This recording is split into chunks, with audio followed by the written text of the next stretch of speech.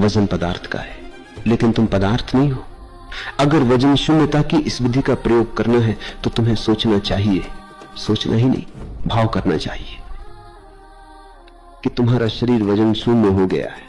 अगर तुम भाव करते ही गए तो एक क्षण आता है जब तुम अचानक अनुभव करते हो कि तुम वजन शून्य हो गए। तुम वजन शून्य ही हो, इसलिए तुम किसी समय भी अनुभव कर सकते हो। सिर्फ एक स्थिति पैदा करनी है जिसमें तुम फिर अनुभव करो कि तुम वजन शून्य हो। तुम्हें अपने को सम्मोहन मुक्त करना है। तुम्हारा सम्मोहन क्या है? सम्मोहन यह है कि तुमने विश्वास किया है कि मैं शरीर हूं और इसलिए वजन अनुभव करते हो। अगर तुम फिर से भाव करो, विश्वास करो कि मैं शरीर नहीं हूं, तो तुम वजन अनुभव नहीं करोगे। यही सम्मोहन मुक्ति है कि जब तुम वजन अनुभव नहीं करते तो तुम मन के पार चले गए।